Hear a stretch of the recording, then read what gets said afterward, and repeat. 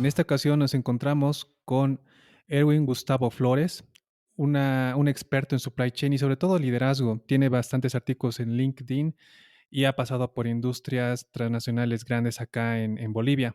Actualmente ocupa el cargo de gerente nacional de supply chain en HP Medical, sin embargo fue gerente también en Kimberly en el área logística y esperamos que hoy realmente nos pueda compartir toda esa experiencia de más de 20 años en el campo de la logística. Bienvenido, Gustavo. Gracias, Ángel. Un gusto estar con vos y poder compartir este tiempo de esta manera tan distendida como me planteaste que iba a ser. Esperemos que sea así la conversación.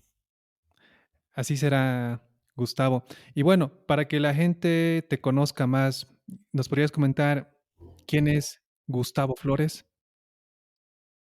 Bien, Gustavo Flores, soy yo. Soy un profesional en ingeniería industrial egresado de la carrera de la Universidad Autónoma Gabriel René Moreno. Eh, Tengo una maestría en gestión de organizaciones de la Universidad de Valparaíso.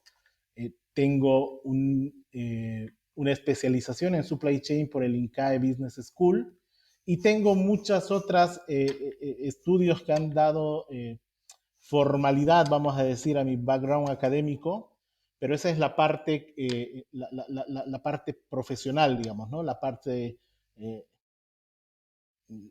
estructural, pero ¿quién es Gustavo Flores en realidad? Soy padre de familia, soy casado con Yasmín Árabe hace 18 años y un poquito más, soy muy malo con las fechas, si lo escucha mi esposa se va a enojar, pero me olvido de las fechas, pero no significa que no sea lo más importante de mi vida, mi familia, esa familia que construí y creé con ella. Soy padre de dos hijos, Matías, que cumple 15 años este año, también si me estoy equivocando, discúlpame Matías, pero sé que está entre los 14 y los 15, y Emilia que tiene 10.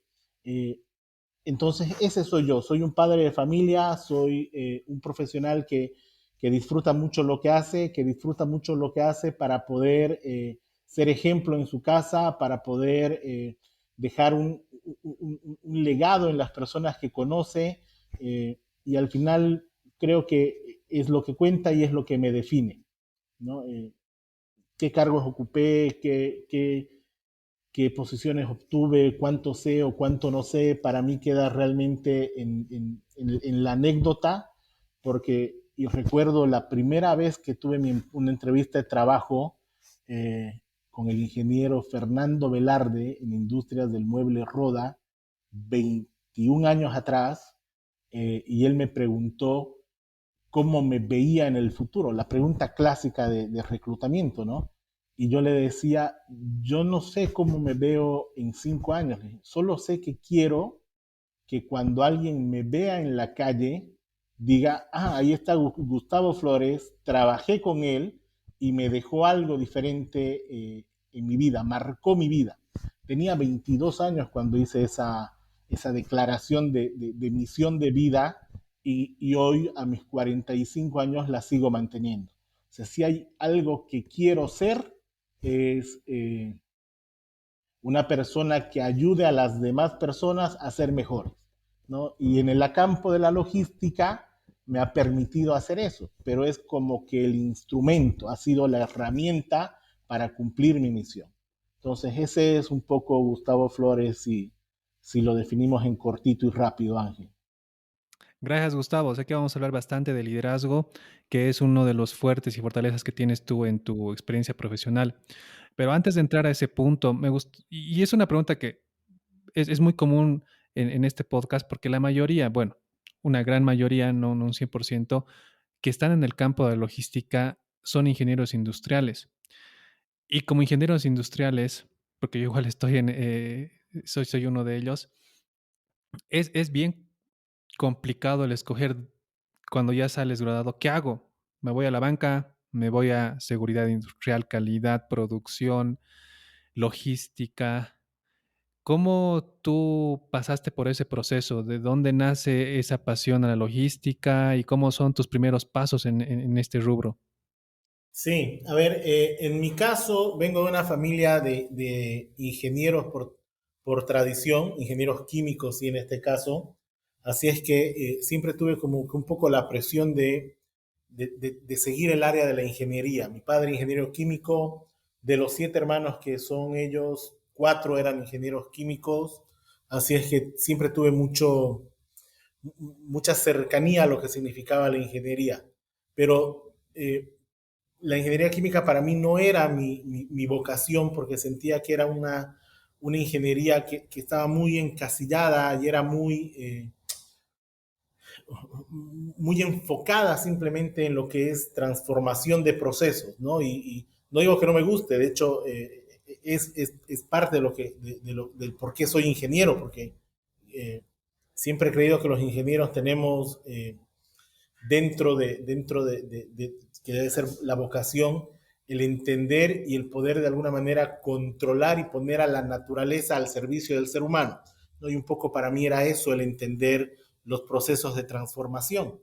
Pero también tuve desde chico esta vocación a entender y a conocer el mundo del management, de la gestión de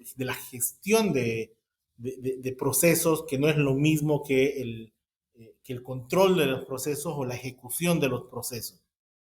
La gestión tiene que ver con otra cosa, con entender y administrar los recursos, que eso era un poco más tirado hacia la administración. Entonces, cuando alguien me presentó el plan de estudios de ingeniería industrial, dije, esto es lo que yo he estado buscando toda mi vida y esto es lo que quiero hacer.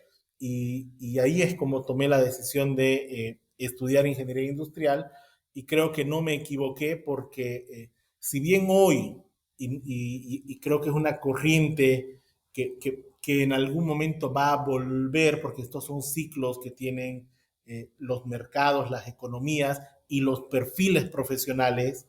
Si bien hoy estamos como que con un mercado que demanda muchos especialistas, porque así lo ha requerido el mercado y porque ha ido orientándose hacia eso, la generación de tecnologías nuevas y todo aquello ha ido demandando mucha especialización, en logística también. Sin embargo, creo que los generalistas siempre vamos a tener un espacio porque el generalista tiene la particularidad, a mí me gusta creer esto, ¿no? Probablemente es como yo retroalimento a mi propio perfil. El generalista tiene la particularidad de que ve el mundo en procesos. Y si uno ve el mundo en procesos, los puede entender, los puede analizar, los puede mejorar, no importa el sector o el ámbito en el que se desenvuelva. Puede ser en el sector de la producción, en la logística, en los servicios o en alguna ONG haciendo trabajo 100% administrativo. Entonces creo que la posibilidad de ver el mundo como una concatenación de procesos, todo. Yo hasta la forma en la que abro mi portón para sacar mi auto, en algún momento lo he analizado y lo he visto como un proceso y es algo que transmito a mis hijos y les digo, si ustedes entienden que todo es un input, un, una transformación y una salida, van a poder controlar y mejorar lo que sea.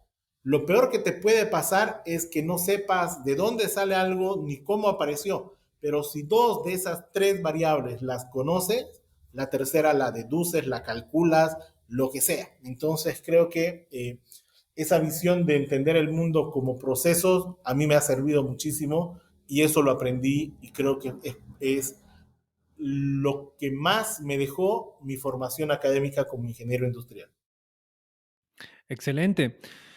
¿Y cómo ingresas a este mundo cuando ya te gradúas? Es un tema de decisión tuya porque las materias que llevaste de logística eran las que más te apasionaban o estaba ligado a tu primer trabajo. Porque la Hace mayoría de 21, nosotros estamos en eso, ¿no? La mayoría comenzó en logística porque era el primer trabajo que tuvo. sí, hace 21 años, Ángel, ni la palabra logística se mencionaba en las universidades, ¿no? Yo la primera vez que escuché la palabra logística fue ya trabajando, justamente en mi primer trabajo, porque acabábamos, es más, yo no estuve en ese proceso, acababa la empresa de pasar por un proceso de consultoría y la consultora cuando les entrega el informe final, la define a la empresa como una empresa logística.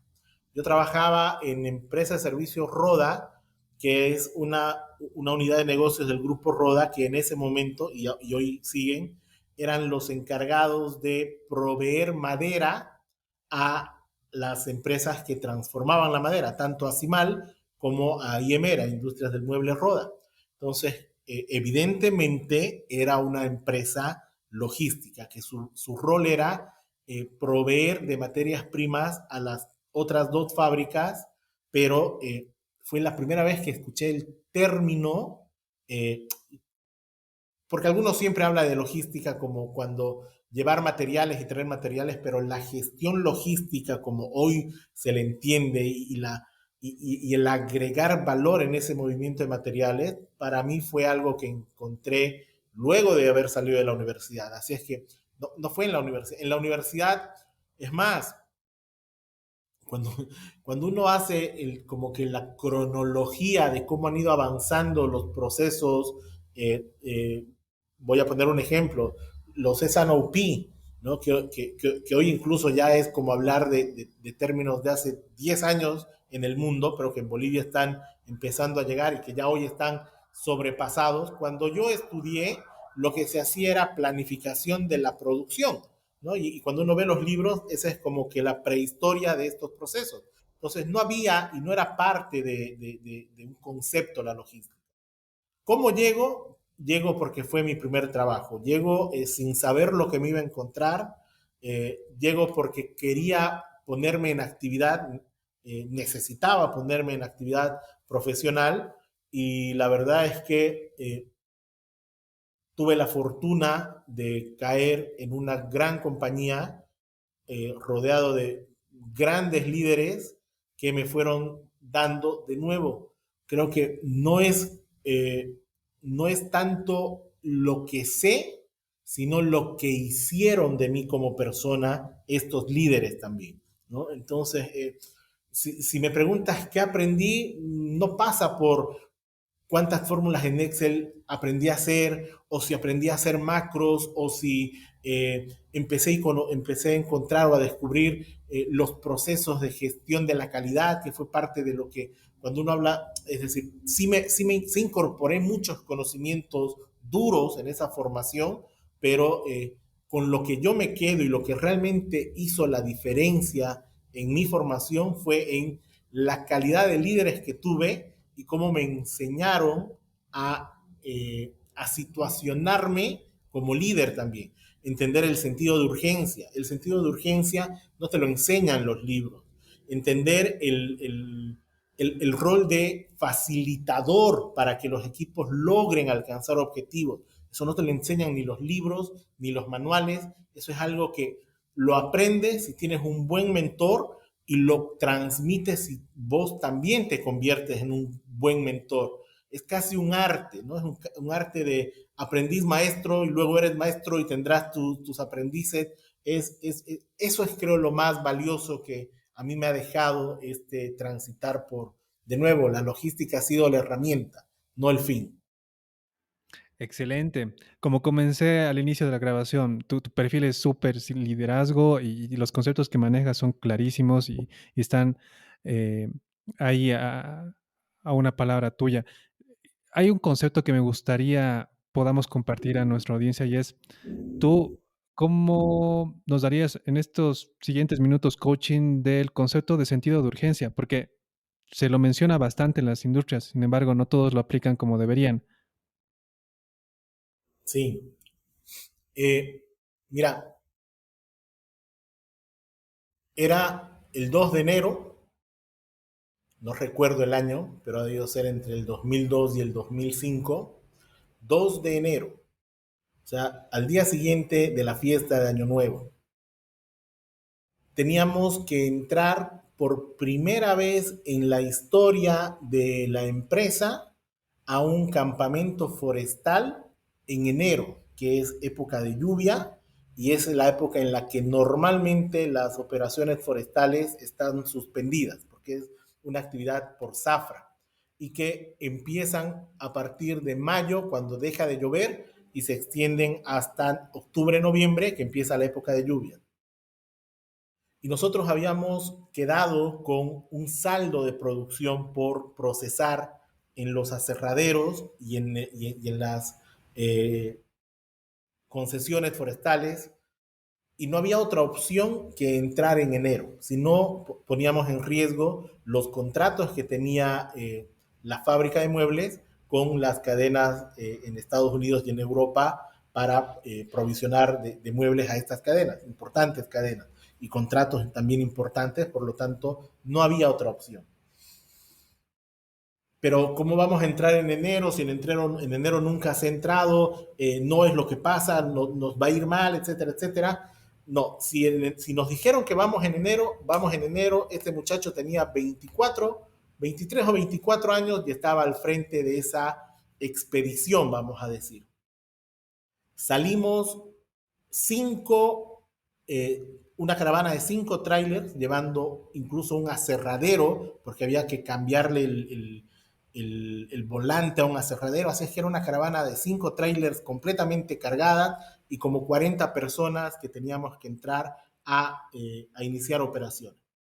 Llegamos a una hacienda que estaba en el camino al aserradero, y nos encontramos con que la reja estaba cerrada con candado. Entonces nos dice el ingeniero, no se puede pasar, está con candado la reja. Y por norma, los caminos vecinales no pueden estar trancados, así es que no estaba cometiendo algo indebido, simplemente estaba tomando una decisión en ese momento, y les digo, rompan el candado. No, rompan el candado, instrucción mía, yo me hago cargo. Rompemos el candado, pasamos al aserradero, llegamos.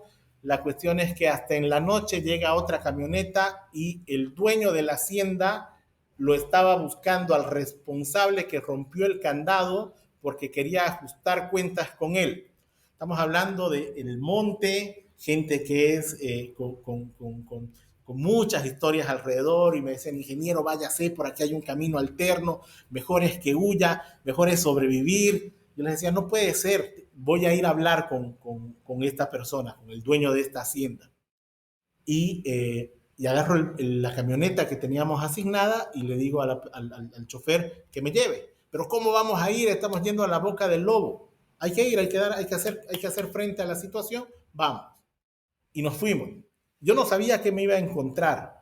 De nuevo, estaba empezando mis primeros pininos como profesional, pero sentía que si yo le explicaba a la otra persona las razones por las cuales tomé esa decisión, él las iba a entender. Llegamos, y es bien graciosa la imagen, Ángel, porque llegamos, este señor estaba con su gente, estaba arreglando, volviendo a colocar el candado, estaban sobre el camino, una persona imponente, su gente estaba armada, no me olvido de esa imagen, ¿no? La gente que trabajaba con él, y me decían, ingeniero, no baje, no baje. Yo, pero me acerco y le pregunto, ¿no? ¿Dónde está el licenciado? No voy a dar su nombre para no hacerlo, para no ponerlo en evidencia. ¿Dónde está el X persona? Y me dice, soy yo. Y yo le digo, yo soy el ingeniero Flores. En esa época me decían ingeniero. Es algo que con los años también he pedido que ya no me lo, pero en esa época me decía. Yo soy el ingeniero Flores, así que es usted el que rompió mi candado. Y ahí le digo, mire, licenciado, usted es un hombre de negocios. eh, yo también no era un hombre de negocios, pero estaba a cargo de una situación que no. Si yo no arranco ese aserradero, mañana voy a perder todos los días, y le di el monto exacto que me representaba o que le representaba a la empresa, no tener el aserradero andando desde el día que tenía que estar funcionando. Entonces le explico y le digo lo que implicaba, y él me dice, y le digo aún así, si usted hubiera estado en mis zapatos, hubiera dejado que un candado de 40 pesos le frene una operación de muchos miles de dólares por día, 40 personas paradas, etcétera, lo que implicaba. Y él me dice, no, no, está bien, tenés razón. Luego acordamos en que íbamos a arreglarle el camino con un equipo, en fin. Pero creo que el sentido de urgencia es eso, saber que las cosas tienen que suceder cuando tienen que suceder y nuestro rol es hacer que sucedan esas cosas. Si fuera fácil que todo suceda cuando tiene que suceder, el mundo estaría lleno de historias de éxito. Y la verdad es que las historias de éxito en el mundo son mucho menos de las que uno quisiera. Significa que las personas, no todas, entendemos lo importante que es el sentido de urgencia. Trabajar en una empresa en la que la naturaleza te saca de la operación, porque llega noviembre y te saca de la operación la lluvia, hace que, y fue algo que a mí me enseñó, te hace valorar el tiempo. Entonces, sabes que tienes que hacerlo antes que empiece a llover, porque si empieza a llover, la madera no vale en el bosque. La madera vale cuando está transformada y eso aplica para todo. Luego, hoy, es parte de lo que digo a mis equipos y en las organizaciones, el inventario no vale en el almacén, el inventario vale en la casa del consumidor, porque mientras está guardada en el inventario es un desperdicio para toda la cadena. Entonces, nuestro rol es hacer que eso esté el menor tiempo posible y que lo antes posible se convierta en valor. Entonces, creo que eso es el sentido de urgencia de manera práctica, ¿no? Excelente, Gustavo. Muy bonita historia y muy bien ejemplificada en el sentido de urgencia. Ya, con todas las anécdotas y vivencias y experiencias que obtuviste en el grupo Roda, tú migras y al mismo tiempo das un salto a comenzar tus estudios ya de posgrado, tu MBA. Quisiera que nos cuentes cómo das ese brinco del grupo Roda a tu siguiente experiencia profesional y obviamente como esto cuadra de manera cronológica con tu MBA, también nos cuentes por qué eliges un MBA. Tenemos muchas personas hoy en día que nos escuchan que están justamente en esa disyuntiva. Hago una especialización en logística, hago un MBA y bueno, tal vez tu respuesta les ayude a tener un poco más de claridad en esa decisión. Sí. Eh, mira, yo soy un agradecido con el grupo Roda y soy un agradecido con las personas que, que me ayudaron a formarme en ese periodo, pero evidentemente el camino de un profesional tiene ciclos y uno tiene que siempre buscar el lugar donde se sienta con la mayor oportunidad de seguir creciendo, ¿no? Ya tus 27, 28 años, las posibilidades son infinitas. Entonces, yo sentía que quería ver algo distinto a lo que ya había visto en esos primeros 5 años. No porque haya sido limitativo o porque no haya sido una experiencia interesante o incluso bonita para mí como trabajo, lo fue. Siempre digo esto, el primer trabajo es como tu primer corteja.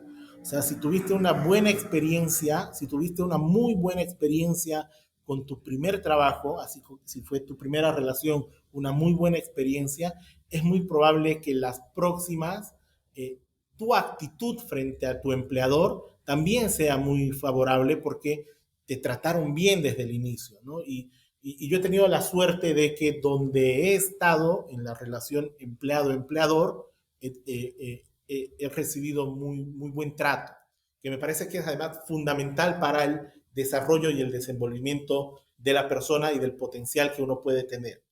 Entonces, pero sí tomé otro camino porque era un desafío muy, muy interesante Agrocarga.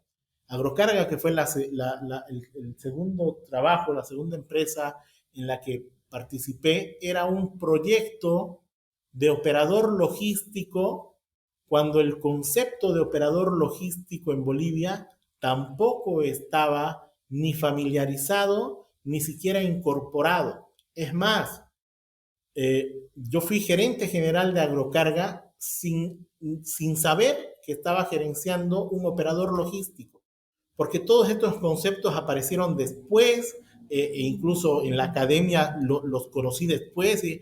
Yo gerenciaba un operador logístico, que era ese el concepto con el que se creó Agrocarga. Pero esta oportunidad me permitió a mí ver la logística desde la otra perspectiva, que es la perspectiva del negocio.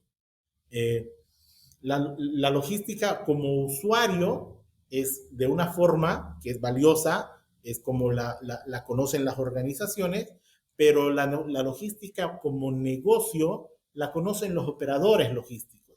Y probablemente esa perspectiva de entender la logística como un negocio eh, permitió que yo aclare muchísimos de mis conceptos alrededor de la eficiencia de los procesos logísticos.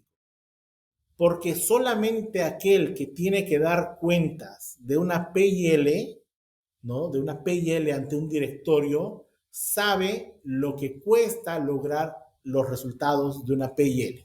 ¿No? Entonces, muchas veces cuando nosotros estamos en la pirámide organizacional, en una franja en la que no tenemos conciencia de cómo esos números luego se reflejan en la PL del negocio, somos muy exigentes, vamos a decir, y tenemos este famoso concepto del wish list, ¿no? O sea, nuestra lista de deseos. Todos queremos tener la logística que tiene Amazon, todos queremos tener la logística que tiene las transnacionales, pero no tenemos conciencia de lo que cuesta esa logística y de si los negocios están en el estadio como para soportar esa estructura logística. Y el tener ese rol en Agrocarga me permitió poder tener conciencia de esto.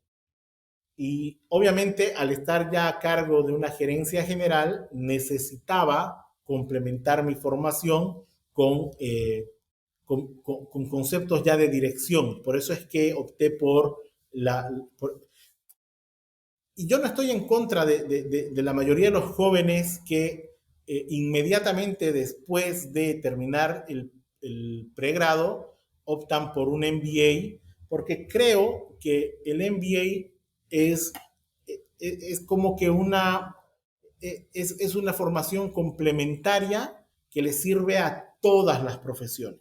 ¿No? Justamente la semana pasada yo les decía a mi equipo, no se puede concebir un profesional que no pueda leer una PIL. No se puede concebir un profesional que no pueda leer una PIL y entender cómo, cómo activa cada uno en su rol los drivers de una PIL, es un profesional incompleto. Y eso probablemente las carreras de pregrado no te las dan, porque justamente lo que hablábamos están más enfocadas en lo que es el pénsul de la carrera y el MBA termina complementándote estas cosas de manera general, ¿no? Ahora, hay obviamente MBAs y MBAs y creo que para una etapa inicial de formación intermedia, cuando estamos en tus primeros 5 o 7 años de carrera profesional, no le viene a nadie mal tener un MBA. Te ayuda mucho. Totalmente de acuerdo con lo que mencionas. Y para los que nos están escuchando en Bolivia y no sepan, el concepto de PIL es básicamente el sinónimo de estado de Un resultados. estado de resultados, sí, exactamente. ¿Dónde están tus ganancias? ¿Dónde están tus pérdidas? Y mm, ahí, bueno, mi consulta va más de la experiencia. Cuando tú hablas justamente con un directorio o en una mesa de gerentes, el idioma gerencial es la plata. Puedes tener un 100% en accuracy de tu forecast, tus inventarios están perfectos, la productividad de tus máquinas están al 100, pero si eso no da plata, no sirve. Tú, desde tu experiencia, ¿has llegado a tener esos conflictos operacionales con tu equipo? O sea, todo está corriendo bien a nivel indicadores, pero justamente el PNL o el estado de resultados no hace sentido. Si lo has vivido, compártenos nuestra experiencia y cómo has tratado de sobrellevar esa diferencia y al final cuál fue el output que obtuviste de un cambio de proceso. Sí, sí, definitivamente si uno quiere hablar en una... Creo que cada vez los directorios y los boards de gerencias cada vez están valorando más el, la información dura de los procesos, porque cada vez se están dando cuenta que al final los resultados estos financieros, que son a los que siempre se les puso foco, son resultado de un proceso y del performance de ese proceso. Entonces, cada vez creo que los directivos están teniendo incluso mayor y mejor formación para entender estos conceptos. Pero sin embargo, es real. Si uno pretende y espera que en una mesa de gerencia, en un board de gerencia o en un directorio lo miren con atención y con la pasión con la que un supply habla de accuracy, de bias o de rotaciones de inventario, se va a dar cuenta que en realidad los está durmiendo a su auditorio, no es que no les interesa, no es su foco, no están ahí. Entonces, creo que ahí lo que corresponde es que nosotros, los que conocemos esta otra parte de la gestión, que es la gestión de los procesos, aprendamos a traducir todo esto al lenguaje de las mesas de gerencia. Y para eso es importante que entendamos cuál es el rol del supply chain, cuál es el rol del profesional en la gestión de la cadena de abastecimiento. Y para mí se resume en una sola cosa, que es lo que no importa si es el gerente de finanzas, si es el CEO, si es el gerente de operaciones o es el de recursos humanos o es el de legal, todos te van a entender y es crear valor. ¿No? Cuando nosotros podemos llevar la conversación a términos objetivos de creación de valor, no hay forma de perder el foco de la atención de todos los que nos están escuchando. ¿Cómo se llega a eso? ¿Cómo se llega a eso? Se llega a eso teniendo el diseño correcto de tus indicadores operativos para que luego esos indicadores operativos, que pueden ser muchos o pocos, dependiendo de la complejidad de tu cadena de abastecimiento, terminen confluyendo en un par de indicadores que reflejan la creación de valor. ¿Cuáles son? Para mí, en mi experiencia, son el servicio y el costo. Entonces, cuando uno habla del servicio y que el servicio mejoró un punto o dos puntos porcentuales, luego obviamente de haber entendido en esa mesa de gerencia que el servicio crea valor porque el servicio te permite tomar mercado, share the market, el servicio te permite bloquear a la competencia, el servicio te permite ofrecer una ventaja competitiva y comparativa como negocio. Entonces, dicen, el servicio me interesa. Y si yo llego a la mesa del directorio y hablo de servicio en términos objetivos, nuestro famoso OTIF para los logísticos, entonces estamos hablando de un indicador, un KPI, que está formado por toda una rama de indicadores chiquitos que lo van formando, pero te muestra si creas o no creas valor. Y el otro es el costo logístico, que ahí es un poco más fácil de entender para todos porque te permite ver si estás o no estás siendo eficiente con los recursos que tienes que gestionar y administrar. Pero sí, definitivamente pretender que toda la organización hable nuestro idioma y probablemente es el gran error del perfil del supply que hasta llega a frustrarnos, es imposible, no lo vamos a hacer. Voy a decir algo que también puede caer mal al que lo escuche si no lo entiende en el contexto que lo quiero decir, pero creo que el cerebro de las organizaciones, el cerebro de las organizaciones está en los equipos de supply. También hay mucho músculo, pero de eso podríamos hablar en otro momento, porque creo que los equipos de supply chain también tienen mucho de cerebro y músculo, pero creo que generalmente, haciendo una generalización, los equipos de supply tienen mucho del cerebro de la compañía, mucho. Probablemente los de finanzas puedan decir nosotros también, pero ahí podremos entrar a una discusión. Entonces, si el cerebro está en supply chain, es mucho más fácil que el cerebro aprenda otro idioma a que los que solamente pueden hablar un idioma aprendan otros y el que ya lo manejan les cuesta, digamos, ¿no? Entonces, me estoy metiendo en un terreno difícil, pero es real. Entonces, para nosotros debería ser más fácil aprender a hablar en términos de creación de valor y comerciales que esperar que los equipos comerciales entiendan nuestro idioma. Ese es, creo, el desafío del supply chain.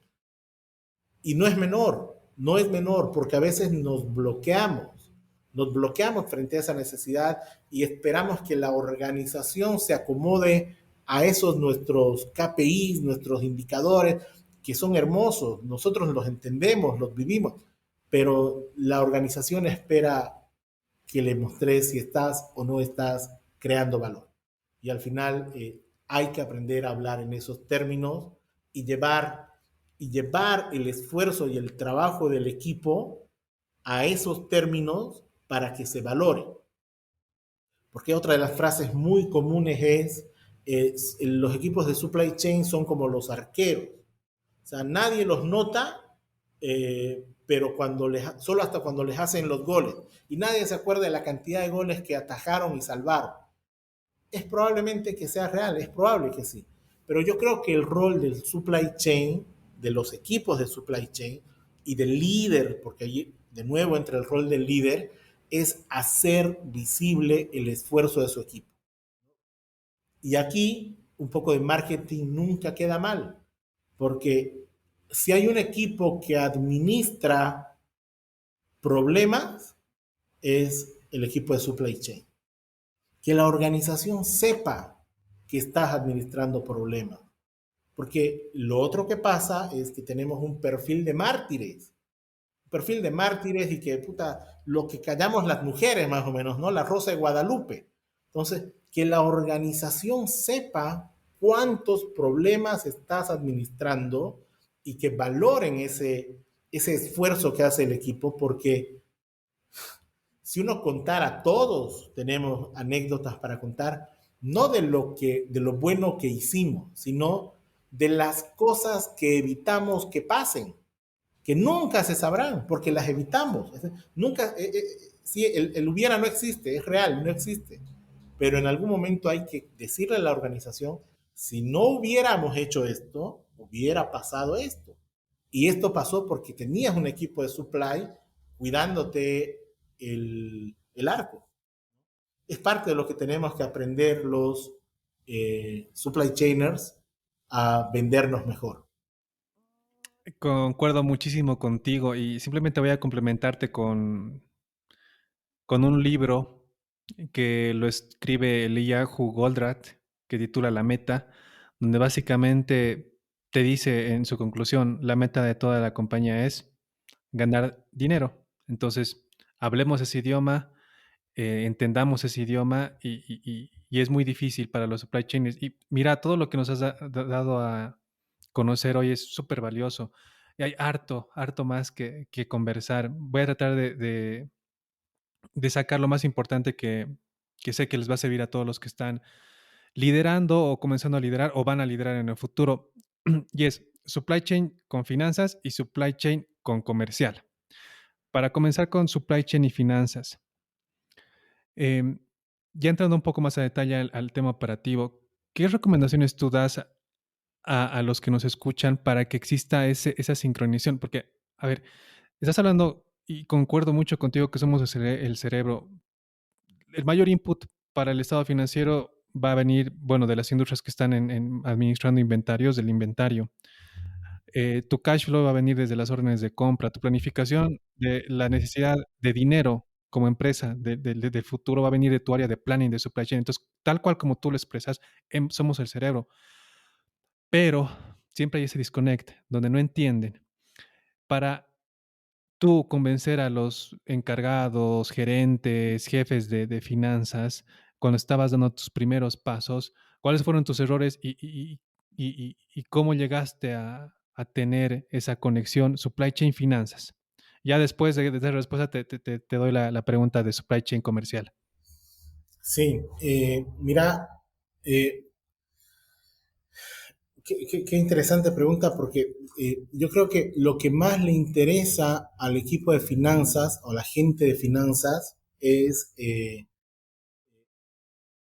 de nuevo, crear valor, ¿no? Ellos lo pueden plantear de otra forma, ¿no? Lo pueden plantear de ahorrar y vender más. Entonces, como vos no vendés, tu rol es ahorrar, ¿no? Pero al final la ecuación es crear valor. Entonces, si nosotros de nuevo, podemos conectarnos con finanzas a partir de, como dice el método de Harvard de negociación, de intereses y no de posiciones, vamos a poder darnos cuenta que estamos detrás de lo mismo, ¿no?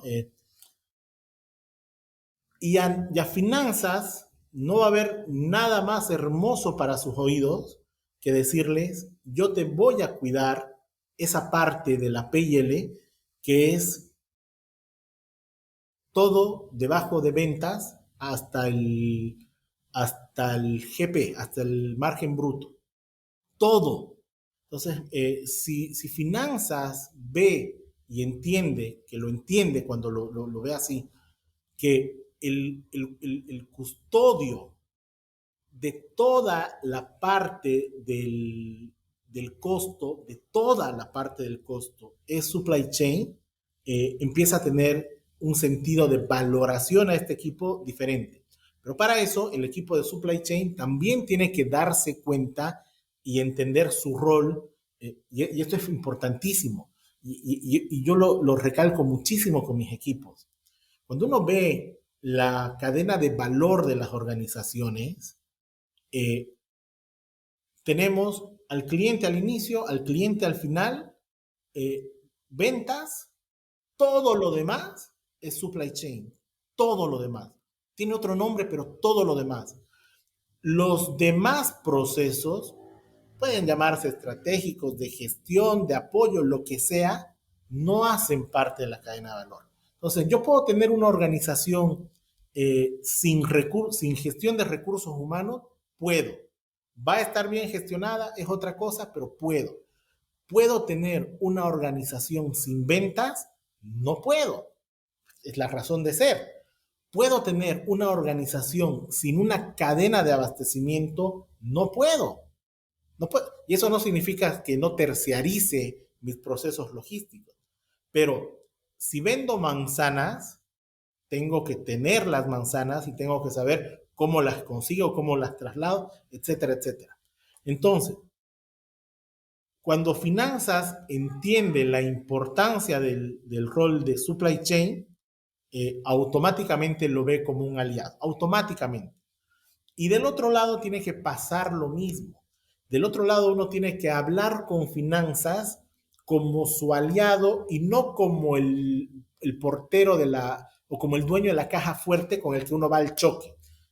En gestión, en gestión nada se logra a partir del choque, ¿no? Si hay algo que tenemos que aprender los que estamos gestionando procesos y personas, es justamente cómo tendemos puentes para que las relaciones y las negociaciones siempre sean de intereses y no de posiciones. Siempre. No es fácil, no es fácil. Hay un componente humano importantísimo ahí que hay que trabajarlo. Y de nuevo, si el cerebro está con nosotros, ojo con lo que también voy a decir, al estar el cerebro del lado del equipo de supply chain, hay un elemento que puede ser muy perjudicial para el equipo de supply chain y es el ego. El ego, el ego de los supply chainers también suele ser nuestro peor enemigo, porque como creemos que somos los que más pensamos en la organización, creemos que tenemos la razón en todo y creemos que las soluciones que planteamos siempre son las mejores. Eso es algo que también como supply tenemos que aprender a manejar para poder escuchar otros puntos de vista y para poder incorporar a nuestras formas de pensar e incluso a nuestros procesos la retroalimentación del entorno. Cuando uno habla de organizaciones centradas en el consumidor, eh, estos conceptos permean muy rápidamente en equipos como marketing, en equipos como ventas, que tienen mucha cercanía con el consumidor y desarrollan esta empatía por satisfacer las necesidades del consumidor, porque además tienen un interés ligado a eso que tiene que ver con comisiones, etcétera, etcétera. Para los equipos de supply chain que a veces estamos en el back office, nos cuesta más trabajo entender esto, pero es fundamental que lo tengamos claro. Entonces, al final, yo no gestiono para estar bien con finanzas, ni para estar bien con comercial, gestiono para crear valor. Y creo valor en la medida en la que el consumidor en la percha me elija, en la percha me elija. Y me va a elegir si estoy, me va a elegir si soy más barato, me va a elegir si la promesa de calidad que le di se la cumplo, ¿no? Y eso es supply chain. Entonces, creo que pasa más por eh, entender y compartir intereses, el éxito con todas las áreas, y un poquito igual con comercial. Excelente, totalmente de acuerdo contigo. Y cuando te escuchaba, me viniste una experiencia personal que tuve y tal vez a los que nos escuchan les ayude. Y es que hoy en día en Bolivia hay muchas empresas que menosprecian el trabajo de un líder de almacenes. Llamémosle encargado, jefe, responsable de almacenes. Y y me pasó en un trabajo donde el suelo era bajo y obviamente los perfiles que podías conseguir eran, no eran talentos, eran personas que estaban aprendiendo. Y justo en una reunión donde estábamos debatiendo el tema de una vez traer un perfil, justamente lo mencioné tal vez en otras palabras, pero era el valor. O sea, quieres una persona que te administre un almacén donde están 40, 50, 60 millones de bolivianos, alguien junior. O sea, no hace lógica. Estás hablando de que una persona tiene que controlarte 40 millones día a día. Obviamente tienes que conseguir un perfil bueno y para conseguir un perfil bueno tienes que pagarles mejor. Obviamente me funcionó, conseguí el budget para un cargo con mayor seniority y todo se fue. Y coincido contigo, el tema de comunicarte y hacer entender las necesidades es importante. Ya quiero ir al lado comercial, pero va a ser una pregunta más corta porque es común que en todas las empresas se la ve a la cadena de suministros como el área de servicios hacia comercial. ¿Tú compartes esa filosofía? Nosotros, los supply chainers, somos un área de servicio y como área de servicio tenemos que, es que algunos lo tergiversan, ¿no? Somos los que tenemos que darles pleitesía al área comercial. ¿Compartes esa postura? ¿Cuál es tu opinión? Mira,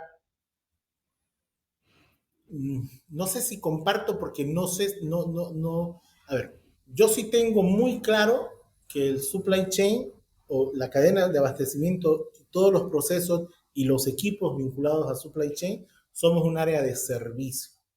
Somos un área de servicio. Eh, y me gusta el concepto. Es más, Yo lo trabajo mucho con mi equipo, lo trabajo muchísimo para entender que somos un área de servicio y qué bueno que ser un área de servicio, porque servir conceptualmente es algo que te engrandece, ¿no? Es más, yo recuerdo cuando entré en Kimberly,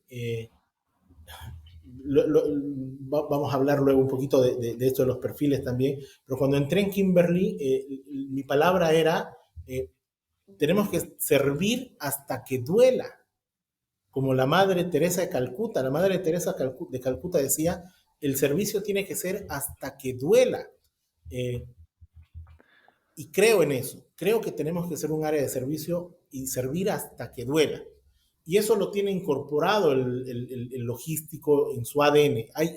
Yo no he encontrado, y he pasado ya por algunas compañías y he conocido algunos equipos de varios países, y es el común denominador en el supply chain, en el logístico, esta vocación de servicio y esta facilidad para entregar la famosa milla extra y el sudar la camiseta. Entonces, si hay un equipo que transpira literalmente la camiseta de cualquier compañía, son sus equipos de supply. Eh, y eso es, y qué bueno porque, de nuevo, ese perfil hace que las personas también sean, no sé si moldeables es la palabra, pero son más fáciles de liderar, porque aquella persona que sirve eh, también está vinculado a otro valor fundamental, que es la humildad, ¿no?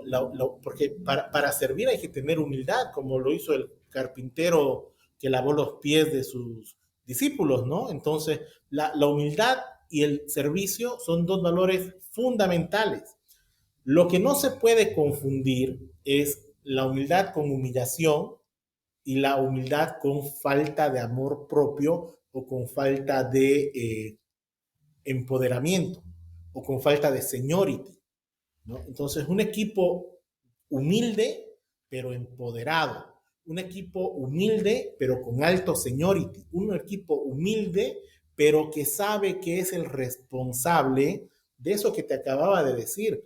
El negocio existe y tiene los resultados que tiene porque el 60, el 40, el 50, el 30, lo que sea en su estructura de costos, los obtiene su equipo de supply. O sea, hay un equipo que está poniéndole la espalda a todo el negocio y tu equipo lo tiene que saber.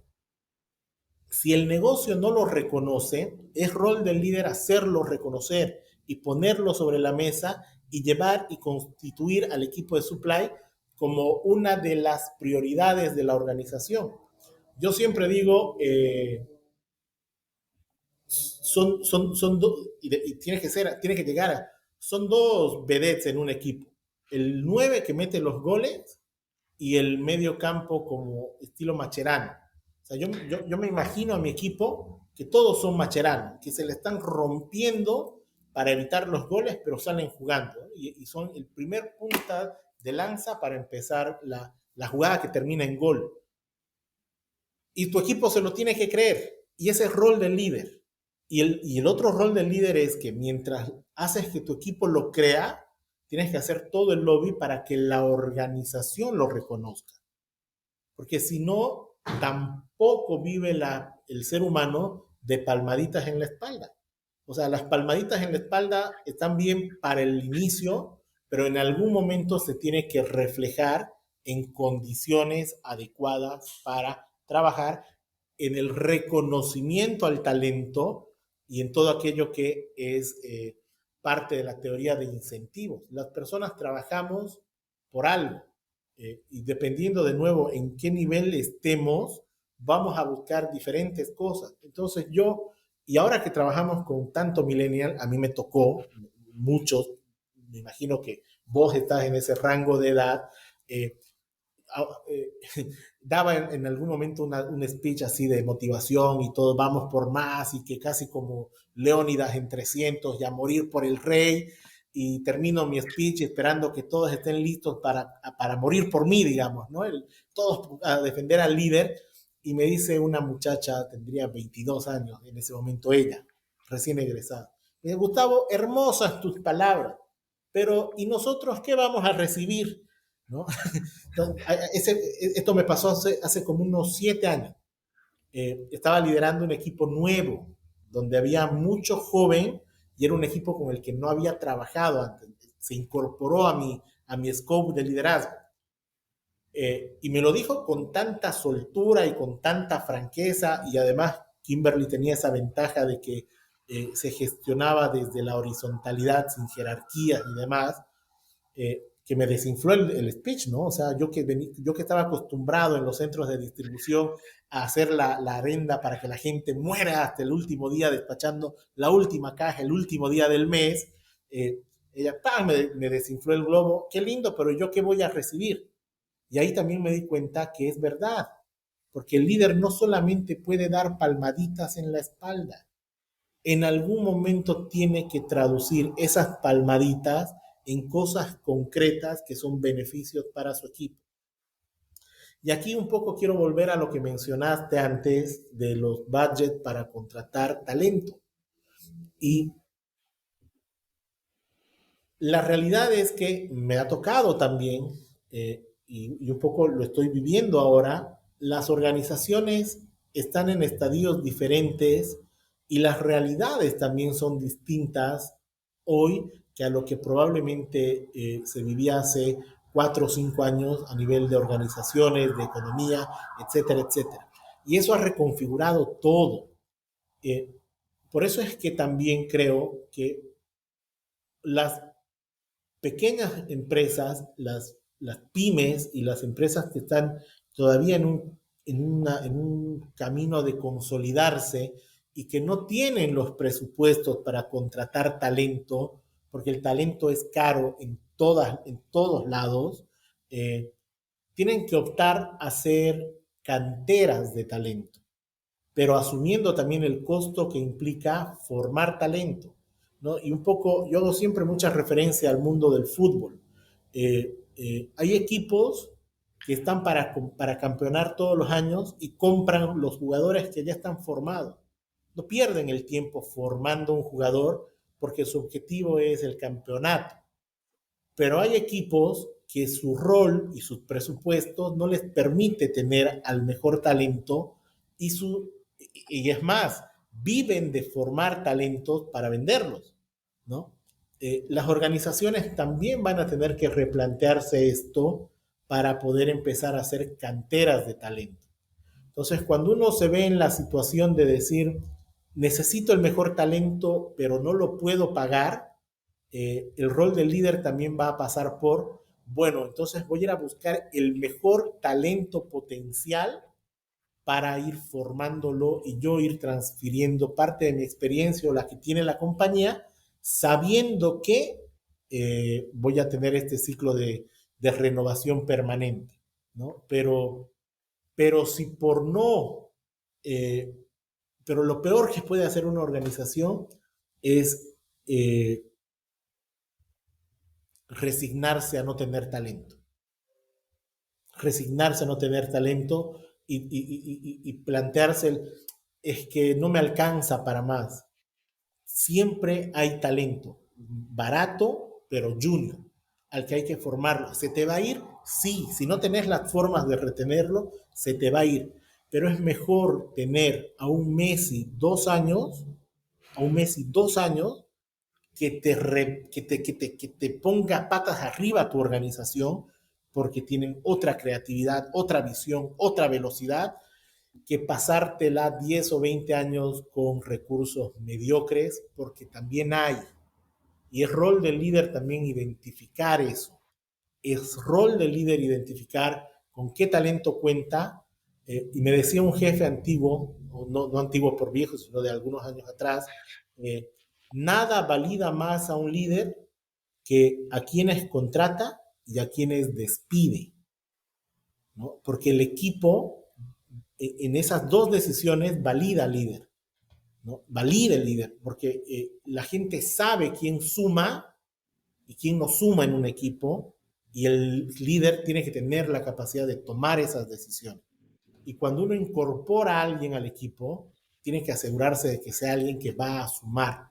Eh, no es fácil, pero hay que arriesgarse a jugársela también por formar talento.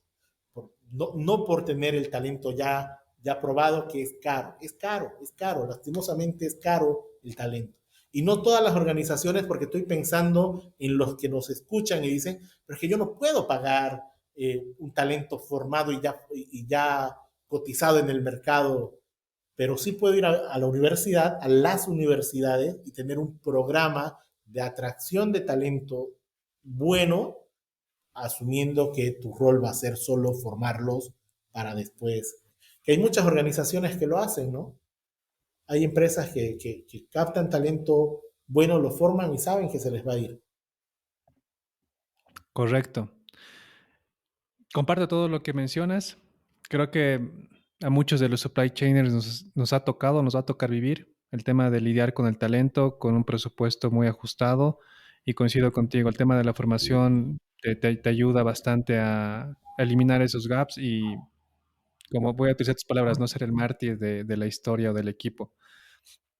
Ya quiero entrar en algo más operativo, Gustavo, porque después de pasar por Agrocargo, ya vas a las ligas mayores con Kimberly Clark, donde comienzas como jefe de distribución y bueno, haces una carrera que aproximadamente está 10 años, sumada en 10 años, y cuéntanos cuál es esa experiencia de, bueno, no, o sea, Kimberly, una empresa que tiene su headquarter en Estados Unidos, una corporación estructurada, procesos, etcétera.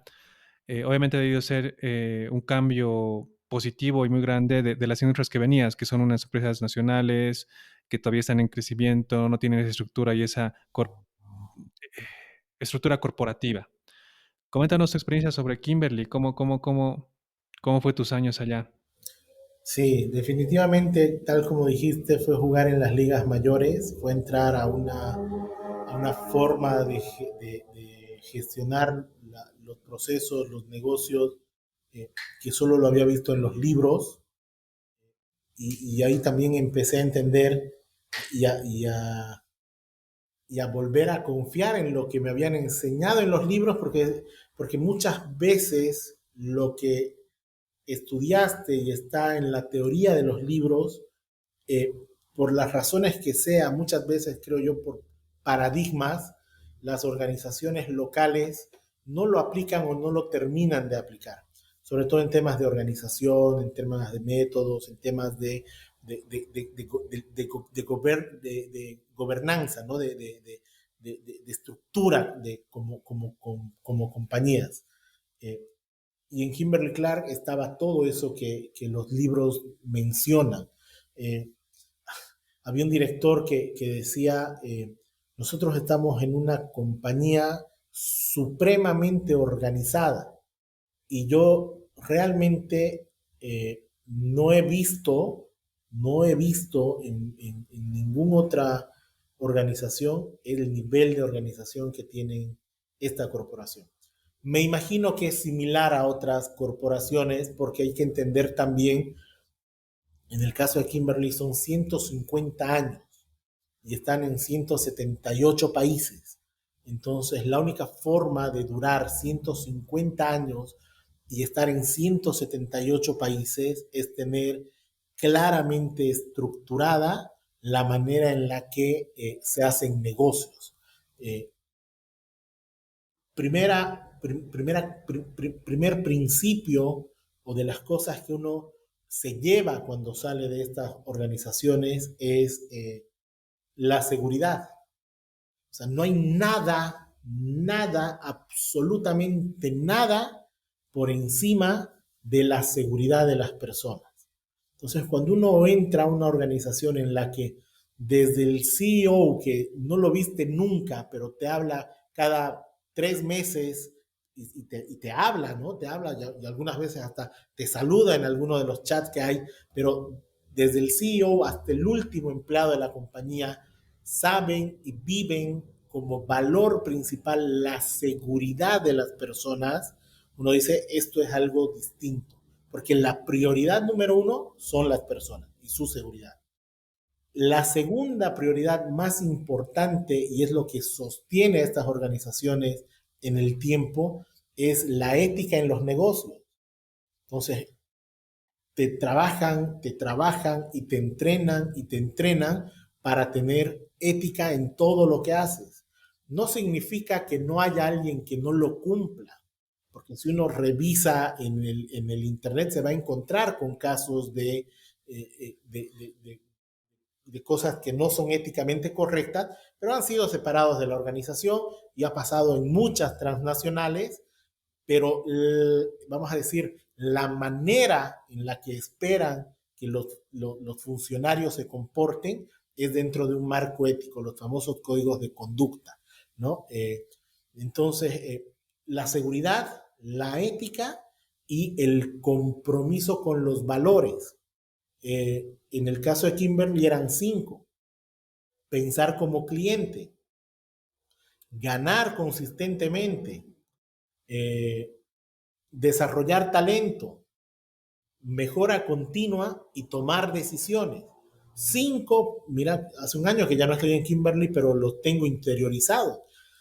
Hace algún tiempo, otro director de Kimberly que ya no está, hacía una presentación en una universidad para alumnos de esa universidad y hablaba de estos cinco principios. Él ya no está, pero también los incorporó, ¿no? Entonces, son las cosas que uno dice, eh, y están en los libros, ¿no? Los valores de las organizaciones, la misión, eh, llevar al mundo hacia, liderar el mundo hacia un futuro mejor. No me acuerdo, ya se me fue la misión, pero son cosas que todos los días te refuerzan y vos automáticamente los incorporas y trabajas detrás de eso. Entonces, toda decisión que tomas las pasas por ese filtro. ¿Esto que vamos a hacer pone en riesgo a las personas? Sí, no. ¿Esto que vamos a hacer está en línea con nuestro código de conducta? Sí, no.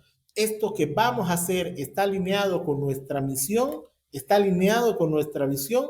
Es la única forma para que estas organizaciones estén 150 años, se proyecten a los próximos 150 y puedan funcionar de la misma manera en tantos países. Entonces uno dice, esas cosas parecen tan obvias, pero es lo que más nos cuesta a las organizaciones locales incorporar, porque de nuevo entra este concepto del crear valor y el resultado del corto plazo. Las organizaciones locales simplificamos el valor al resultado monetario que me deja mi ejercicio del año. Y el valor se crea en el largo tiempo, en la sostenibilidad del negocio. ¿Sí? Y para lograr crear valor hay que invertir en eso. Y esa parte creo es lo que a los negocios locales les está costando. También todavía son jóvenes, ¿no? Hay evidentemente empresas que ya tienen muchos años a nivel nacional, pero todavía son jóvenes la mayoría.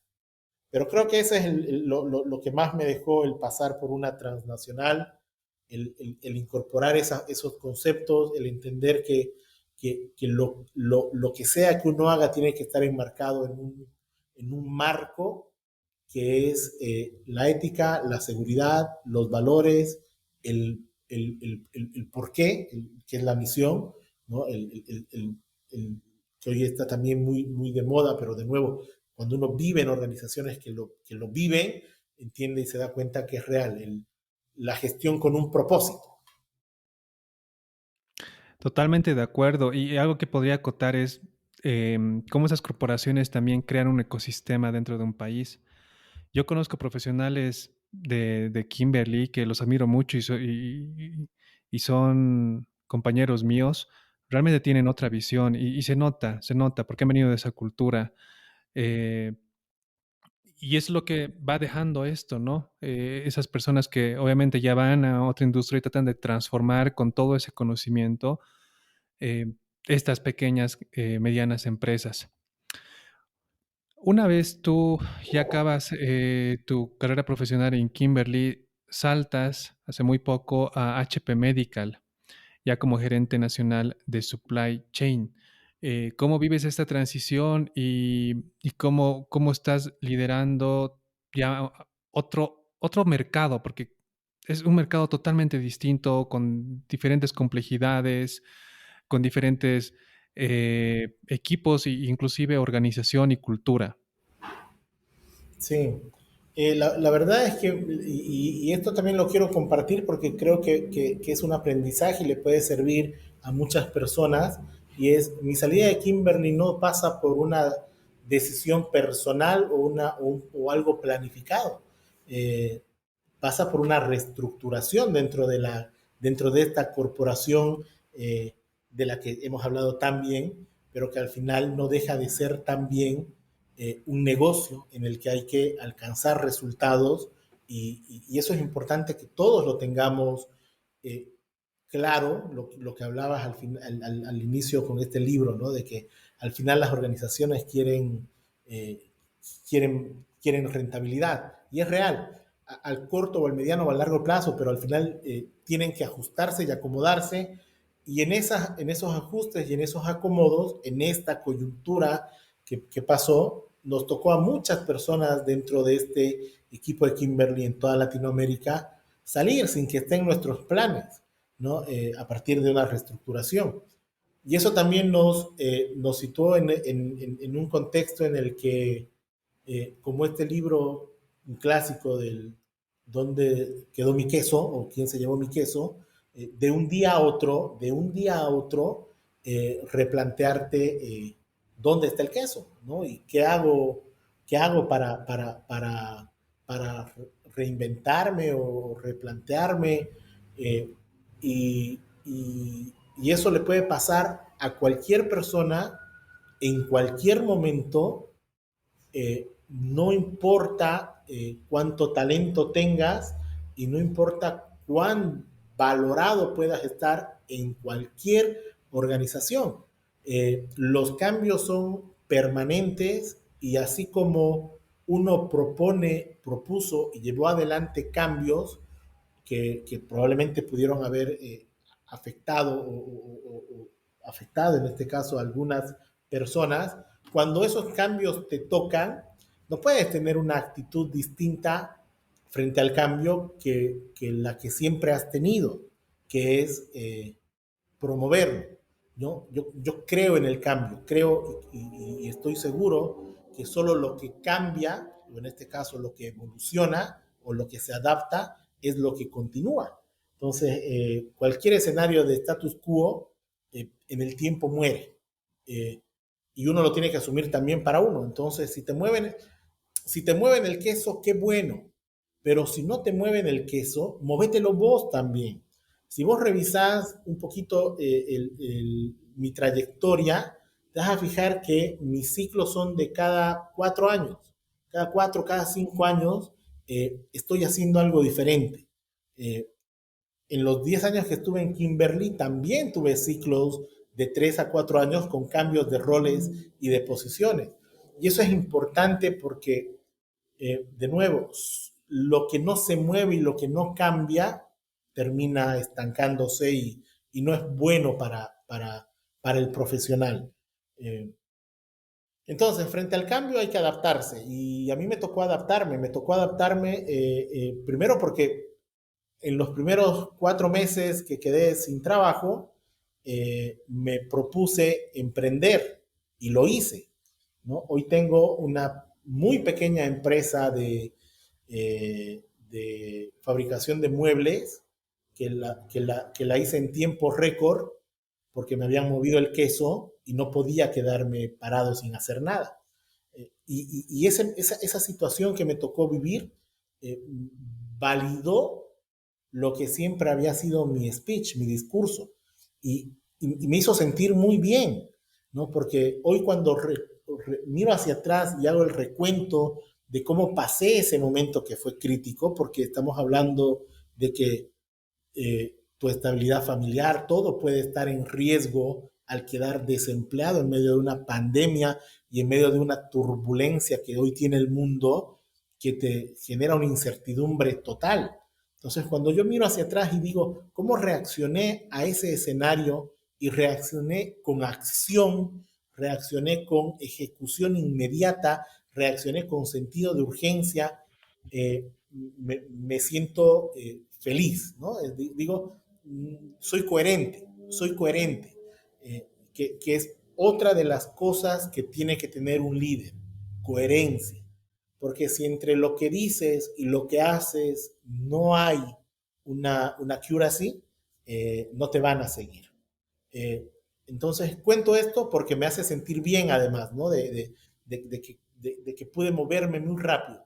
Luego apareció la oportunidad en HP de volver al mundo, al mundo corporativo, vamos a decir, al mundo de los negocios, y tomé el desafío, como mencionas, en un rubro completamente diferente. El sector salud no es consumo masivo, a pesar de que HP tiene un modelo muy interesante de retail, ¿no? Si las personas que conocen, sobre todo en Santa Cruz, que está más extendida la red de retail de HP, pero hay 17 puntos de venta de HP a nivel nacional que tienen el concepto de retail, directo al consumidor, que hasta donde sé es un modelo único en Latinoamérica. No hay este formato de retail de salud. Sí hay las drugstore tipo cadenas de farmacias, pero no hay un retail 100% de insumos y equipos médicos. Entonces eso lo hace también único e interesante. Y además en un sector que es altamente desafiante, un sector en el que los sentidos de urgencia cambian, ¿no? Porque habíamos hablado de que la naturaleza te saca del monte a la fuerza y no hay forma de la tenés que dejar la madera o si no tenés que volver al día siguiente de tu fiesta de Año Nuevo si querés recuperarla, pero al final es madera, si nadie te quedaste sin un mueble, ok. Pañales, sí es difícil para una madre no tener pañales, pero la salud y el sentido de urgencia en el sector salud eh, tiene otra connotación, porque estamos hablando de salvar vidas. Y creo que eso, y es de las cosas que más me motivó a tomar este desafío, de nuevo, una gestión con propósito, es el poder ser parte del alivio de las personas que están pasando por situaciones difíciles. Y poder estar de alguna manera que es la misión además de HP, ¿no?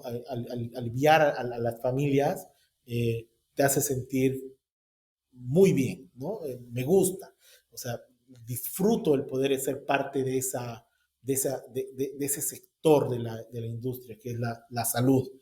Eh, pero también implica mucha responsabilidad, mucha responsabilidad.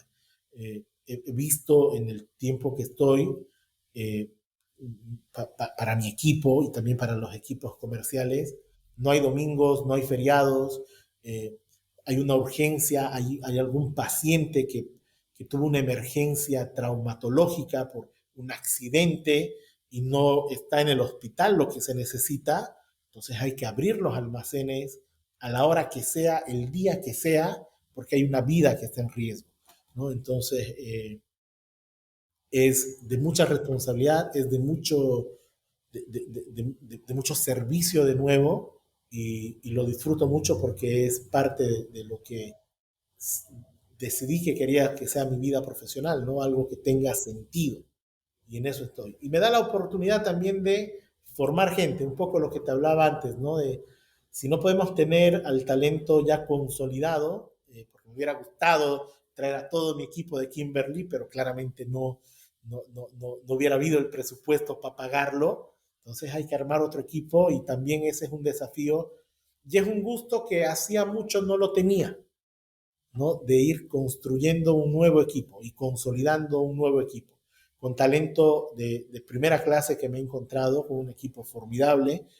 Si lo ven el podcast, aprovecho para reconocer el talento y el valor de la gente que trabaja conmigo, pero también haciendo incorporaciones para lograr eh, el equipo que espero tener, ¿no? Entonces, yo siempre le digo a mi equipo, eh, mi rol es como el director técnico y yo tengo una manera de entender el supply chain, así como los menotistas y los bilardistas y tienen formaciones 4-4-2, 3-5-1, no sé. O sea, yo juego el supply chain de una manera y hoy estoy un poco armando ese equipo y también está generando que todos se adapten, ¿no?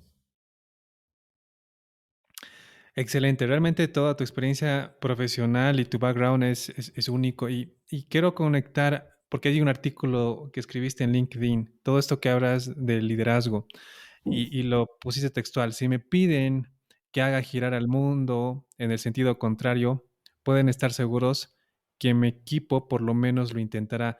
Cuéntanos qué historia hay detrás de esta frase, qué se te vino a la mente cuando te acabo de leer la frase y qué anécdotas Sí, tuviste que vivir con tu equipo para que surja esta frase. sí. A ver, esta frase tiene un nombre y a ver, tal vez si es que en algún momento lo llega a ver el podcast. Yo tenía un jefe de transporte en agrocarga que era Jonathan Barba, ingeniero industrial también. Eh, que tuvimos la suerte de trabajar también en el grupo Roda cuando estábamos en la empresa de servicios juntos. Luego, por cosas del destino, volvimos a coincidir en agrocarga. Y él era mi jefe de transporte y yo estaba como gerente de la empresa.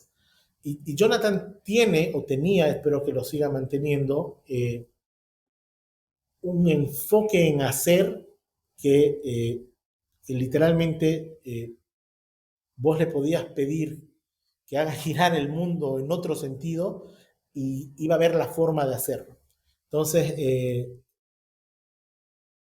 cuando estábamos en una reunión no recuerdo si era del directorio del Grupo Anglaril o con algún cliente, que los clientes eran empresas del grupo, pero era con parte del directorio del grupo, me estaban justamente hablando de alguna oportunidad o de algún tema que había salido no como uno desearía y que estaba vinculado Jonathan, ¿no? Y un poco como cuestionando si era la persona que necesitábamos.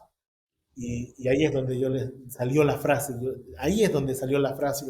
No me pueden estar cuestionando a Jonathan por algo que probablemente no salió, cuando a este chico, si vos le pedís que haga girar el mundo al otro lado, lo vas a ver saliendo a la puerta a ver por dónde empieza. O sea, ni siquiera se va a preguntar si es posible o no, va a salir a ver cómo lo hace, ¿no? Porque era así, de ejecución. Y hay gente que es así, entonces de ahí salió la frase de por lo menos lo van a intentar, ¿no? Y como Jonathan, que es la persona que con la que se generó esta frase, he tenido muchos en mi equipo de este perfil. De nuevo, el logístico tiene este perfil, ¿no? El perfil de hacer que las cosas sucedan. Excelente. Y cuadro toda esta historia con un concepto que lo mencionas bastante en tus artículos y es mentoring. ¿Qué diferencia tú nos podrías dar de manera conceptual en qué es mentoring y qué es coaching? Porque la palabra coaching está ya en el vocabulario de todos los millennials. Coaching, quiero hacer coaching, necesito un coaching, pero tú ya sacas la palabra mentoring. ¿Nos podrías comentar al respecto? Sí, mira, no quiero dar alguna definición muy académica porque podría hasta estar equivocando el concepto, pero coaching es, desde mi experiencia, la posibilidad de tener a alguien que te ayude a resolver o a entender situaciones casi desde la mayéutica, ¿no? Es decir, no te da la solución, no te dice por dónde ir, sino que te va sacando a vos mismo cómo podrías resolver las situaciones o los problemas o entender los entornos a partir un poco incluso de tu misma experiencia, ¿no? Es muy mayéutico, ¿no? El coaching.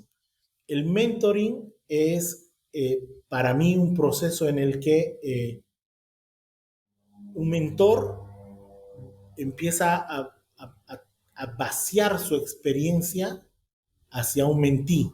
Eh, Estos procesos son muy ricos cuando se hacen de manera natural. De manera natural. Puede ser un proceso estructurado y pensado, pero ni un mentor ni un mentí van a lograr el mismo resultado si es un proceso estructurado con horas de reuniones y, yo soy tu Black Shadow, estos procesos de sombras y demás, si no van a lograr el mismo resultado que aquel que se genera de manera natural y que ha pasado siempre en las organizaciones, pero no estaba como que documentado ni con un nombre tan bonito como hoy tiene, que es el mentor. Y es esa posibilidad de encontrar a aquella persona que te transfiera su experiencia sin el rol de enseñarte, solamente a partir del ejemplo.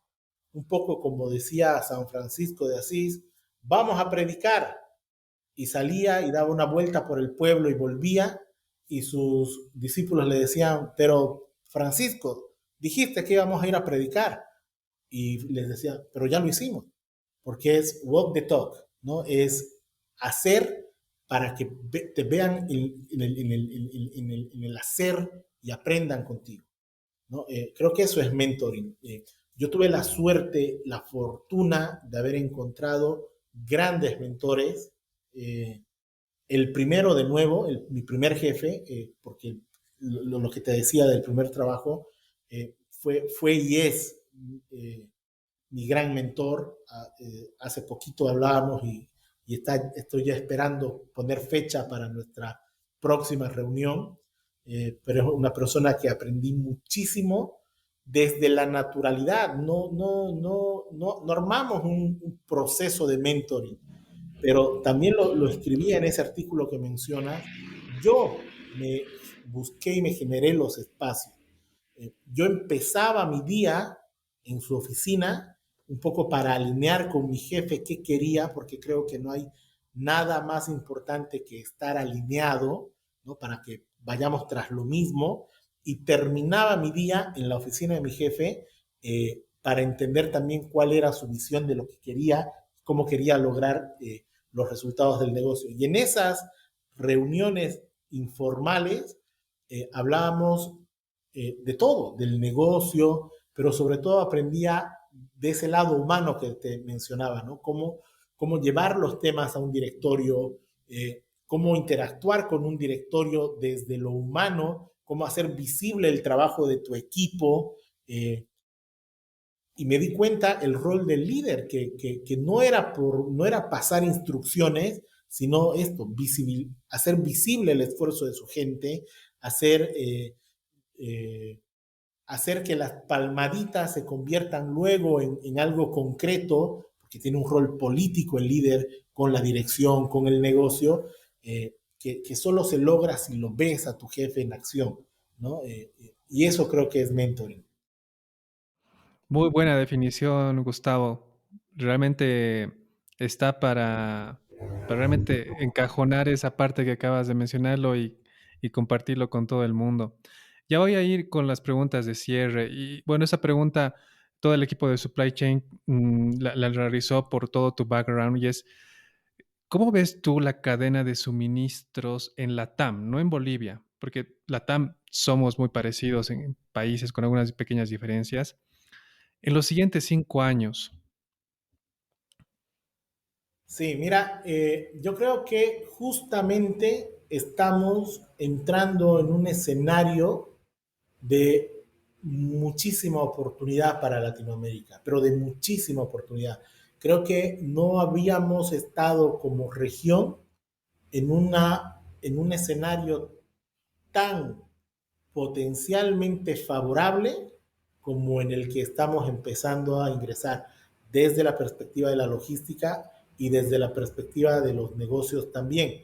¿Por qué? Porque creo que lo que vivimos en los últimos años con la pandemia, y Y lo que desató la pandemia o evidenció la pandemia a partir de la absoluta, en algunos casos, absoluta dependencia de mercados con Asia, ha evidenciado una posibilidad importante para Latinoamérica, para que Latinoamérica juegue un nuevo rol en lo que puedo estar muy equivocado, pero es como hoy yo lo veo, en lo que creo que va a ser una nueva era. Realmente creo, Ángel, que estamos en la configuración de una nueva era. Va a haber un post-COVID, que la historia le pondrá post-COVID, post-pandemia, no sé, pero va a ser un parteaguas de lo que era y lo que va a ser. Y en ese lo que va a ser, creo yo que los mercados se van a reconfigurar hacia iniciativas y emprendimientos más pequeños. No van a desaparecer las grandes corporaciones, o tal vez sí, pero creo que los emprendimientos más pequeños y los ecosistemas de negocios más regionalizados van a tener un gran potencial. Eh, Europa, con la guerra también, se ha dado cuenta que no era autónomo en casi nada, o sea, tenía o tiene una dependencia absoluta del resto del mundo. Eso también va a reconfigurar el rol que quiera jugar Europa en el mundo y como supplier de Europa, creo que Latinoamérica lo van a ver como un proveedor más seguro que lo que representó Asia, más allá de que estén incluso hasta más cerca. Entonces creo que si Latinoamérica se organiza, se repiensa e invierte para poder convertirse en un proveedor y en un proveedor de materias primas, en un proveedor de productos terminados, en un proveedor de tecnología, de conocimiento, de startups, de todo lo que el mundo va a requerir, pero de manera organizada, estamos entrando a una era muy favorable para Latinoamérica. El riesgo que veo es si estamos listos como sociedades, porque lastimosamente en Latinoamérica el gran problema que tenemos es que queremos hacerlo todo solos. Los procesos de integración y estos mercados que han buscado, han pretendido integrar, eh, ninguno ha logrado gran éxito, ¿no? Y eso es lo que probablemente nos pueda jugar en contra y hacernos perder como región tal vez la mejor oportunidad que hemos tenido en los últimos 50 años. Si no logramos entendernos y jugar el partido juntos, la podríamos perder la oportunidad. Pero si los países, y en esto creo que los actores privados van a ser más relevantes que los actores públicos, si lo entienden así y se logran acuerdos de integración, de cooperación entre países, se puede ver un futuro interesante para Latinoamérica.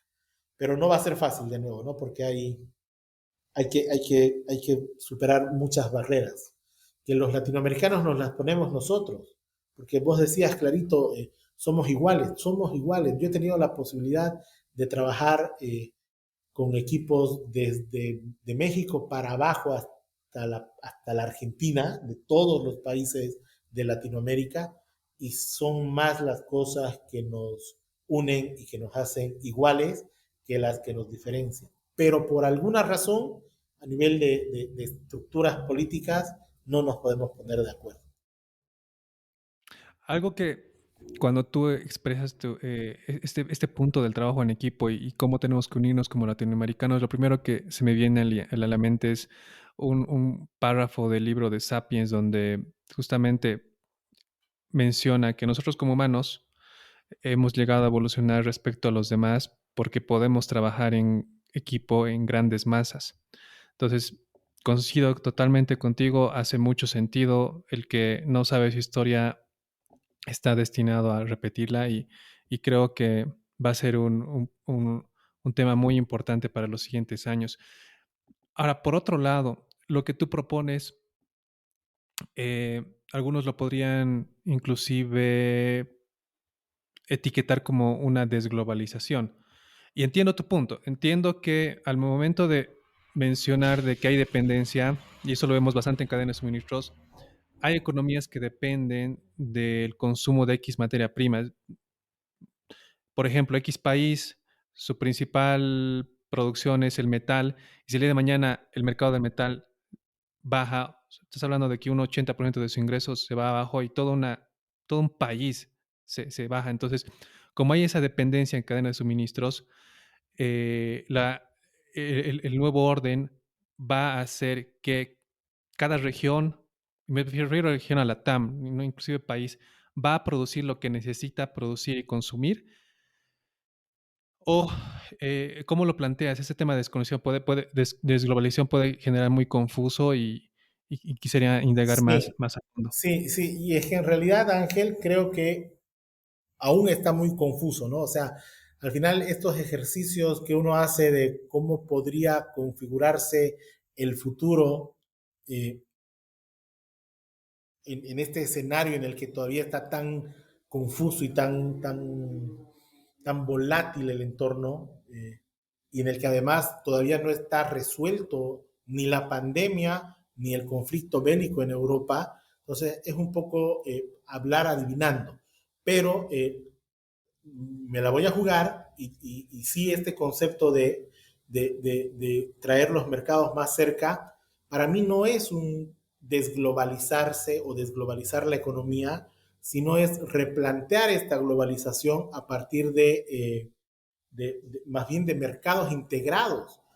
Sí creo que es más, pensar en desglobalizar el mundo hoy, creo que ya es imposible, porque si hay algo que no va a volver atrás, es la integración global, pero la integración de personas, la integración de ecosistemas económicos. Hoy día nosotros, esto que vamos a hacer, lo va a consumir cualquiera que pueda tener acceso a esta conversación, ¿no? Y eso es inevitable. Lo mismo va a pasar, y esto en el formato tradicional hubiera sido posible solamente si CNN me invitaba o si Televisa me invitaba, pero hoy día un emprendimiento de un pequeño grupo de personas que tienen la inquietud de hacer conocer los conceptos sobre supply chain, están movilizando a actores de todas partes del mundo de una manera distinta, pero pequeña. Entonces, lo que yo creo que va a pasar es eso. Van a haber micro soluciones, pero van a ser globalizadas. Al final, el consumidor es el que va a elegir qué consume y qué usa, sin importarle de dónde es. Pero de nuevo, para que a nivel macro, como grandes consumos, esto pueda ser posible, tenemos que facilitarle el acceso a esta oportunidad a los posibles suplidores, a los posibles proveedores, como con infraestructura de todo tipo, infraestructura tecnológica, física, con marcos legales que sean coherentes y que sean seguros para poder también arriesgar este tipo de iniciativas, pero por eso creo que no es el fin de la globalización, sino tal vez es una globalización 2.0, ¿no? No sé, es una nueva forma de globalizarse, con actores Excelente, más excelente, chicos. excelente. Está súper claro y, y se entiende el punto. Perdón, igual puedo estar completamente equivocado, ¿no? Y en 5 años, Sí, cuando lea a alguien esto, diga, habló cualquier cosa, pero de nuevo digo, hay la opción de hacer algo y equivocarse y la otra opción de no hacer nada, pero nunca, yo siempre me la juego por hacer algo, aunque sea opinar. No, y este espacio es para justamente eso, compartir y tener diferentes perspectivas, porque, o sea, somos tantos, y ahí te cuento una anécdota, cuando comenzamos este proyecto con el co-founder Pablo Pando, realmente era, bueno, a ver, y ¿dónde está la base? Es más fácil, o sea, no queríamos descubrir la pólvora. O sea, el podcast no lo hemos inventado nosotros, pero cuando buscamos, realmente no hay un podcast en español que hable de supply chain y realmente esas conversaciones que tenemos son difíciles de encontrar y es donde realmente debería existir el debate, porque todo lo que conocemos hoy en día ha nacido de eso, de tesis y antitesis y la nueva normalidad. Entonces, todo lo que acabas de decir, espero que genere debate. Vamos a generar algún corto justamente para esa parte, para que, no sé, que realmente le llegue a las personas que tienen que llegar y también nos compartan su punto de vista. Y te agradezco por eso. Ahí mi equipo de producción me está pidiendo que mencione el libro de Sapiens. Sapiens es un libro que tiene como autor Yuval Harari. Se los recomiendo porque si lo empiezan a googlear van a encontrar bastantes libros, pero al que me referí es Sapiens de Yuval Harari. Ya entrando a la penúltima pregunta, Gustavo, eh, y estas son preguntas que una ya está en todos los capítulos, pero esta es nueva desde hoy. Y te voy a poner en una situación que si perdieras la memoria y te mostraran una lista con todo lo que aprendiste en tu vida, de esa lista te dieran la oportunidad de recordar solo una cosa, ¿qué elegirías para recordar y por qué? Qué complicado. Si me dieran a elegir de una lista de cosas que he aprendido y solo podría recordar una, ¿qué recordaría? Yo creo que el ser agradecido, ¿no? Creo que he aprendido, no necesariamente en el trabajo, lo he ido fortaleciendo en el trabajo, porque creo que lo aprendí en mi casa, pero si me olvidara de todo y pudiera elegir solo una cosa, pediría recordar ser agradecido con lo que tengo, con lo que he vivido, a pesar de que no lo recordaría, ¿no? Pero sí creo que ser agradecido. Gracias por la respuesta, Gustavo. Ya con esta damos eh, la pregunta final. Si tú tuvieras un superpoder y ahora te podrías conectar con todas las personas que están en cadena de suministros, de todo perfil, de toda edad, ¿qué mensaje quisieras entregarles? ¿Qué mensaje les darías en un corto? Mira, sin lugar a dudas, les daría el mensaje que ha marcado mi vida en los últimos 4 años, porque hace 4 años acuñé esta frase con mi equipo y es disfrutar, hacer que las cosas sucedan. La frase, el cliché era hay que hacer que las cosas sucedan y yo le aumenté el disfrutar. Entonces, disfruten lo que hacen, eh, disfruten lo que tienen, eh, disfruten lo que aprenden, disfruten los equipos que conforman, disfruten a las personas que conocen, disfruten los logros que obtienen, disfruten y aprendan de los fracasos que tienen, pero disfruten la vida que viven. No creo que eh, ese es el rol de las personas, no solo de los que hacemos logística, de todos los que estamos en este mundo. Transitarlo para hacer que las cosas sucedan y en ese transitarlo y hacer que las cosas sucedan, disfrutar. Porque qué aburrido hacerlo sin que lo disfruten, ¿no? Si no lo disfrutan, dedíquense a otra cosa. disfruten hacer que las cosas sucedan. Ese sería mi mensaje. Excelente, Gustavo. Ya con esto damos finalizado el capítulo de hoy. Realmente creo que el tiempo ha sido corto porque había mucho más que hablar.